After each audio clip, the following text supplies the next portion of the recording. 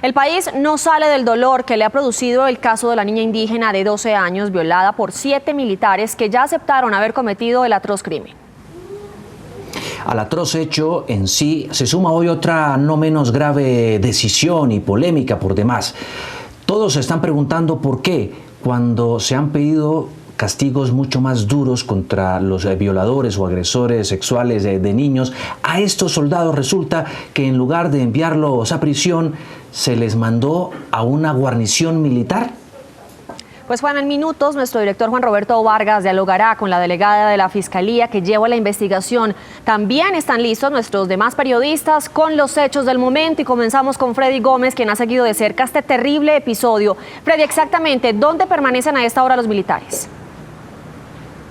Catalina, pues a esta hora se encuentran acá en las instalaciones del Batallón San Mateo, uno de los batallones a los que recibían órdenes de los superiores estos 7 soldados, y desde acá fue que se trasladaron hacia el municipio de Pueblo Rico, pero permanecen acá desde horas de la madrugada donde fueron trasladados. A esta hora se está gestionando por parte de la policía del departamento de Risaralda y de miembros de la SIJIN el traslado hacia la cárcel en el municipio de Bello, en Antioquia. Están ubicando una buseta que tenga ciertas características especiales para poderlos trasladar y serán escoltados por miembros de la policía hacia esa guarnición militar.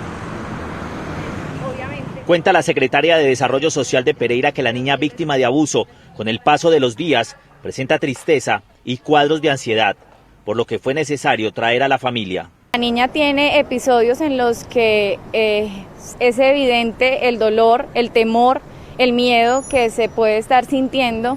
Es necesario el acompañamiento de su familia. El día de ayer fueron llegados a Pereira un poco más de 7 miembros de su familia. Cada vez que la menor ve uniformado siente miedo y se pone a llorar, por lo que ha sido necesario que tenga seguridad de una empresa privada. La niña no quiere tener uniformado cerca, lo tenemos con seguridad privada, estamos garantizando todas las medidas de atención a través de la Policía de Infancia y Adolescencia.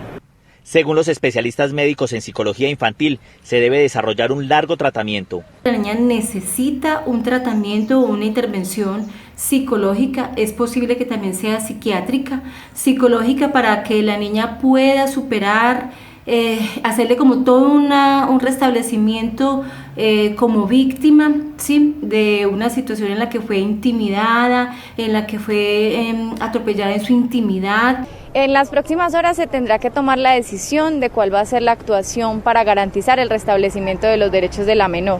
Será la comisaria de familia del municipio de Pueblo Rico quien determine si la vamos a tener en Pereira en un hogar sustituto o si nosotros vamos a adoptar a su familia. Algunos de los familiares que acompañan a la menor dejaron Pueblo Rico por temor. Porque primero, nosotros fuimos víctimas del conflicto armado por la guerrilla. Segundo, ya somos víctimas del cuerpo glorioso, como dicen por ahí, los ejércitos que defienden la patria. Mientras tanto, los soldados que aceptaron cargos ante un juez serán ubicados en el batallón de ingenieros Pedronel Ospina, ubicado en Bello. Al interior de la brigada comenzó una investigación ordenada por el comandante del ejército. Los comandantes de pelotón fueron relevados del cargo.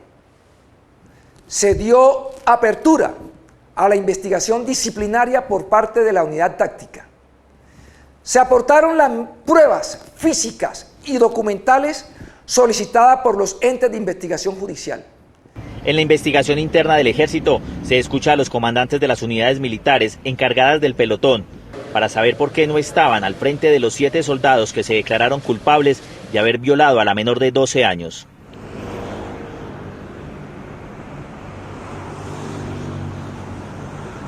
Se espera que la próxima semana se entreguen esos resultados de la investigación interna que se está desarrollando tanto a la 8ª Brigada como a el Batallón San Mateo. Y allí el comando del ejército tomará nuevas decisiones. En Pereira y en el eje cafetero, Freddy Gómez, Noticias Caracol. En medio de las noticias de la pandemia y todo lo que ha rodeado este hecho en Colombia y en el mundo, pues en nuestro país el foco dolorosa y desafortunadamente se ha puesto en los últimos días en torno a un hecho que el fiscal general calificó de repugnante y doloroso, que no es para menos lo ocurrido en zona rural de Pueblo Rico, en el departamento de Risaralda, donde 7 soldados violaron a una pequeña de 12 años integrante de la comunidad indígena en Verachamí. En tiempo récord la Fiscalía logró la captura de estos uniformados y no solamente eso, logró que aceptaran los cargos y llevarlos ante un juez y hoy están detenidos. Saludamos a esta hora del mediodía a la doctora Carmen Torres. Ella es la directora de Seguridad Ciudadana de la Fiscalía General de la Nación. Doctora Carmen, un gusto que esté con nosotros en Noticias Caracol.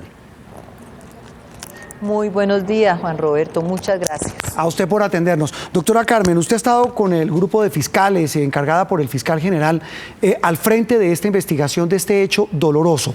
En tiempo récord, en aproximadamente 72 horas, la Fiscalía logra establecer la identidad de los agresores y logra llevarlos a juicio y además logra que ellos acepten los cargos. Exactamente la Fiscalía que presentó ante el juez de garantías para que estos soldados aceptaran casi de manera inmediata que violaron a esta niña. Juan Roberto, esta es una agresión de tipo sexual contra una menor de edad que siempre será considerado un delito reprochable y gravísimo. Es por esta razón que priorizadas estas investigaciones como están en la Fiscalía General de la Nación, cuando las víctimas son niños, niñas y adolescentes, se inicia un trabajo articulado con la Policía Judicial de la Policía Nacional y del CTI con miras esencialmente a que durante el tiempo que permanecemos en la realización de actos urgentes se lograra precisamente acopiar el mayor número de evidencias y de elementos materiales probatorios para poder ir ante un juez de control de garantías. De esta manera, en un récord de 72 horas aproximadamente, se hacen más de 40 actos de investigación y se logra con esta recolección de evidencias que un fiscal vea que existe un soporte jurídico probatorio necesario para ir ante un juez de control de garantías. Estos actos de investigación, entre estos actos de investigación desarrollados encontramos, por ejemplo, la inspección al lugar de los hechos, la entrevista a varios de los uniformados, la declaración jurada de un superior de ellos, así como la entrevista a la misma víctima, en donde nos relata lo sucedido. Se obtiene también dictamen de medicina legal y de igual manera, a la par con el desarrollo de la investigación, se activa el protocolo de atención integral para la menor víctima. Es así como la Comisaría de Familia y el Instituto Colombiano de Bienestar Familiar brindan a esta víctima la protección debida y la Fiscalía General de la Nación también por su parte entra a mirar con la Dirección de Protección qué se les puede brindar a la víctima y a su familia. Doctora Carmen, en esas evidencias y en esas pruebas que recolectan los investigadores de la Fiscalía en el sitio donde ocurrió este hecho espantoso, asqueroso, y las declaraciones de quienes a quienes consultan, ¿llevan a qué? ¿Fueron tan contundentes? ¿Por qué? ¿Por qué fue tan contundente ese acervo probatorio contra los soldados? Precisamente por la inmediatez en la ubicación del lugar de los hechos, en la identificación de los presuntos autores de este mismo hecho, de acuerdo con la información suministrada a través de la denuncia y la entrevista de la misma víctima. ¿Qué logramos nosotros evidenciar? Dónde ocurrieron los hechos, el sitio en donde se encontraban los presuntos agresores y el mismo relato de la niña víctima. Con todo ello, también lo que hicimos fue recibir interrogatorio a estos indiciados, lográndose que cuando se formulara la debida imputación, se allanaran a los cargos.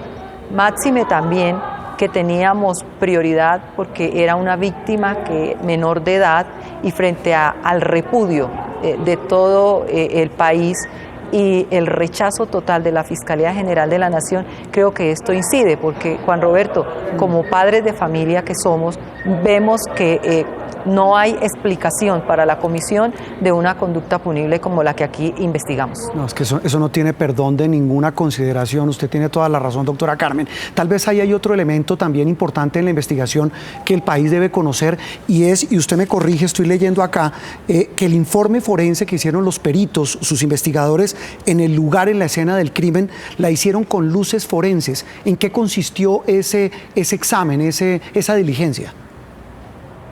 Bueno, estas inspecciones al lugar de los hechos, cuando la situación así lo amerita, tiene la participación por parte de la Policía Judicial de la aplicación de unos métodos como son, por ejemplo, el tema de las luces forenses al que usted hace señalamiento, y estas son utilizadas para encontrar rastros. Esto fue aplicado y el resultado pues lo tiene la Policía Judicial y hace parte precisamente de la investigación. Mire, doctora Carmen, hoy el país se debate. El mismo presidente Iván Duque planteó el debate diciendo que a estos indiciados, como les dicen ustedes, pues habría que aplicarles la nueva ley que establece la cadena perpetua a violadores. Ya ese debate está surtido porque la ley todavía no está reglamentada. Pero la Fiscalía pidió, usted me corrige, una pena de 30 años, aspira a que sea de 30 años para estos violadores. La Fiscalía, con base precisamente en nuestra norma penal vigente, de acuerdo con el delito que fue imputado, que es el de acceso carnal abusivo con menor de 14 años agravado, en su oportunidad solicitará ante el juez de conocimiento la imposición de una pena que va mínimo de los 16 años hasta los 30 años de prisión.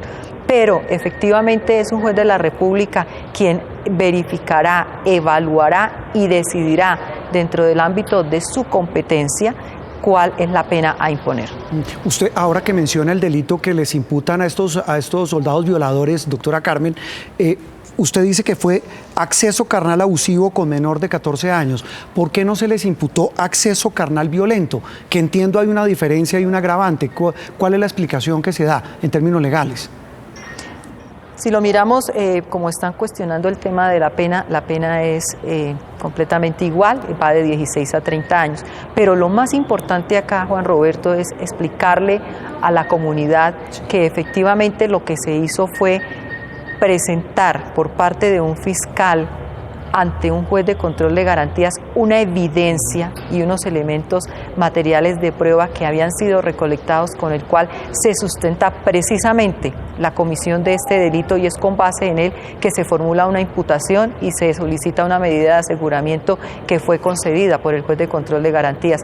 La Fiscalía hace las peticiones respetuosas a los jueces y las respectivas solicitudes con base precisamente en el acervo probatorio que se logra recaudar. Doctora Carmen, ¿hay más militares, hay más personas implicadas en este hecho, o estos 7 fueron los que cometieron solamente ellos esta violación a esta niña?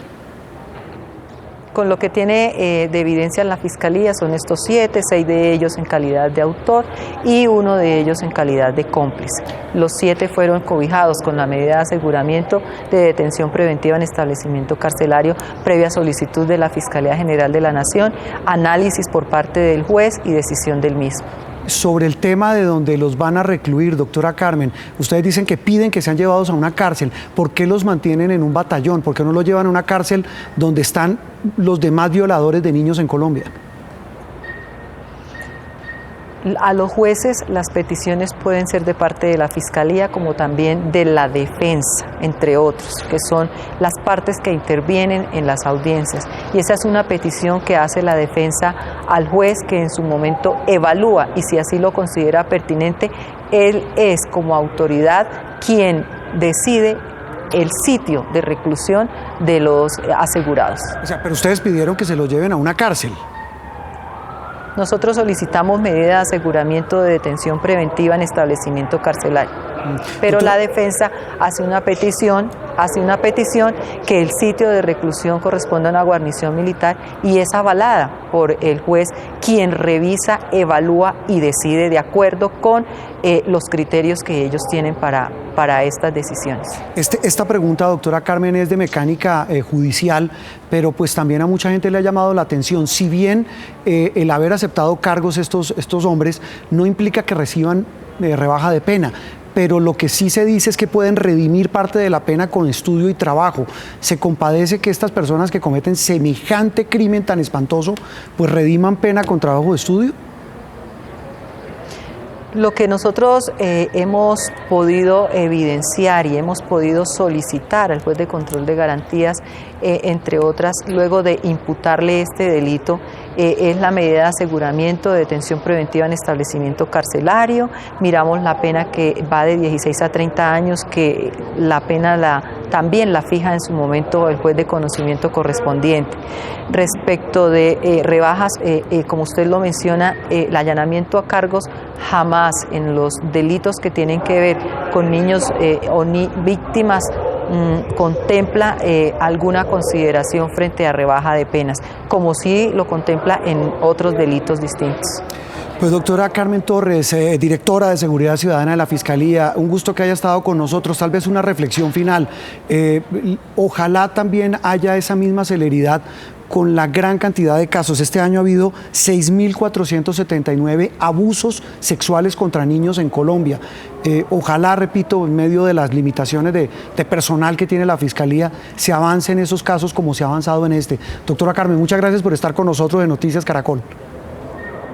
Muchas gracias, Juan Roberto, y la Fiscalía prioriza, como usted lo menciona, es un cúmulo grande de denuncias, pero tratamos de dar respuesta en la medida de las posibilidades y de los recursos con que contamos. Muy buen día para todos, muchas gracias. A usted muy amable. La cifra, 6.479 niños en Colombia han sido abusados sexualmente entre enero y mayo de este año 2020. Seguimos con más Noticias Caracol.